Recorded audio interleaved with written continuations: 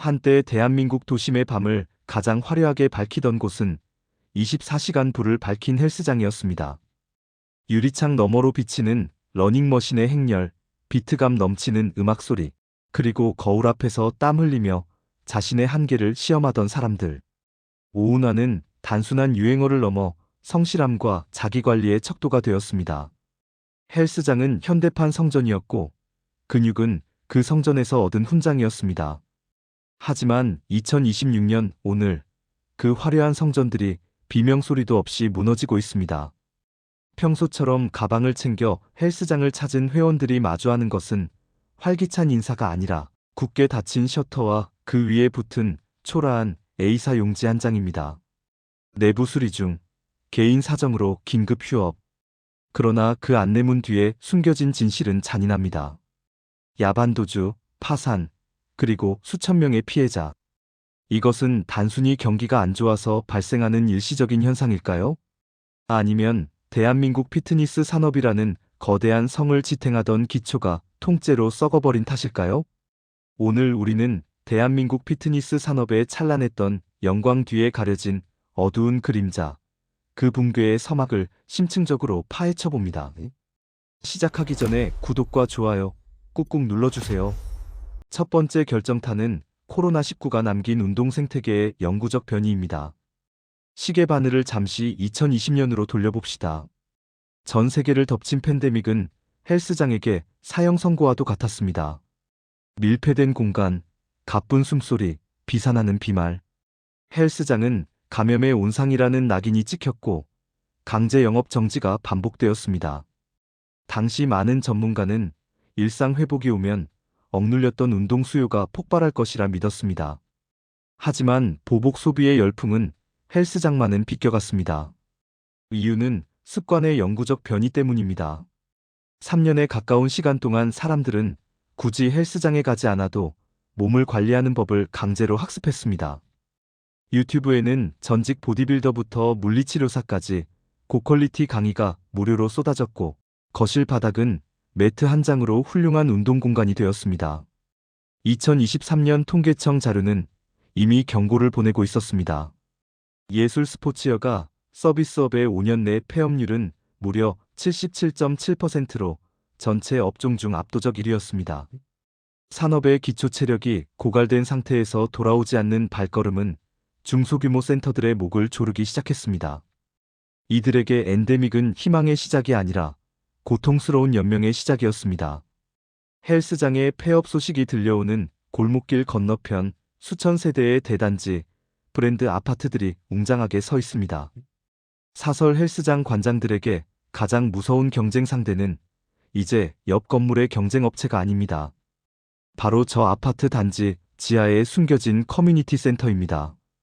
2024년과 2025년을 지나며 대한민국 주거 문화는 커뮤니티의 고급화로 완성되었습니다.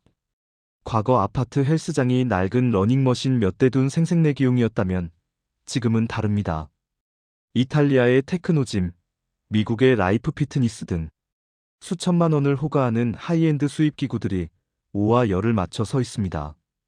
이것은 다윗과 골리앗의 싸움입니다. 하지만 이번에는 골리앗이 이길 수밖에 없는 구조입니다. 사설 업체는 임대료, 전기세, 인건비를 내기 위해 수십 명의 회원을 유치하고 고가의 PT를 팔아야 하지만 아파트 커뮤니티는 수익이 목적이 아닙니다. 입주민의 복지이며 아파트 브랜드 가치를 높이는 수단일 뿐입니다.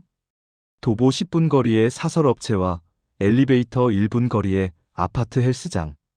월 10만 원의 회원권과 관리비에 포함된 월 1만 원의 이용료. 이 불공정해 보이는 게임 앞에서 동네 헬스장들은 하나둘 간판을 내리고 있습니다. 세 번째는 기술과 의학이 가져온 뜻밖의 위기. 바로 비만 치료제 위고비와 마온자로의 습격입니다. 2024년 말 대한민국 다이어트 시장에 상륙한 이 주사제들은 인간의 본능인 편리함을 정조준했습니다. 과거의 체중을 감량하려면 헬스장에 가서 1시간 동안 숨이 턱 끝까지 차오르게 달려야 했습니다. 하지만 이제는 일주일에 한 번 주사를 맞는 것만으로도 체중의 15% 이상을 감량할 수 있는 시대가 열렸습니다. 헬스장 등록 목적의 60% 이상이 체중 감량이라는 점을 고려할 때 이는 산업의 근간을 흔드는 일입니다. 만약 체중 감량이라는 목표를 주사 한 방으로 해결할 수 있다면 고통스럽게 쇳덩이를 들어야 할 이유가 사라집니다. 실제로 글로벌 데이터에 따르면 치료제 사용자 중 상당수가 헬스장 등록을 미루거나 운동 강도를 낮추는 경향을 보였습니다. 땀 흘리는 고통과 인내 대신 자본과 의학의 효율을 선택하는 사람들이 늘어날수록 다이어트를 주력 상품으로 밀던 헬스장들은 핵심 고객층을 잃어가고 있습니다. 헬스는 이제 필수가 아닌 소수의 선택이 된 것입니다. 가장 추악한 그림자는 바로 내부의 도덕적 해이입니다. 대한민국 헬스장 산업의 가장 고질적인 악습, 바로 회원권 먹튀와 치킨 게임입니다. 연 20만 원 혹은 월 2만 원이라는 비정상적인 저가 마케팅. 상식적으로 운영이 불가능한 가격으로 일단 회원들의 현금을 끌어모은 뒤 어느 날 갑자기 야반도주하는 먹튀 폐업은 최근 몇 년 사이 폭발적으로 증가했습니다. 업계의 생존 방식 자체가 일종의 돌려막기 구조이기 때문입니다. 신규 오픈 시 저가로 회원들을 대거 모집해 초기 비용을 회수하고 그 현금으로 운영비를 충당하다가 재등록이 줄어들면 자금줄이 마릅니다.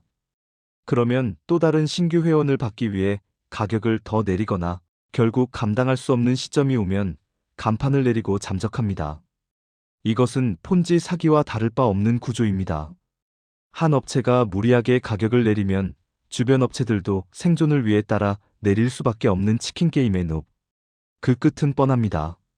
기구 관리는 뒷전이고 서비스 질은 바닥을 치며 결국 연쇄도산이라는 비극으로 끝납니다.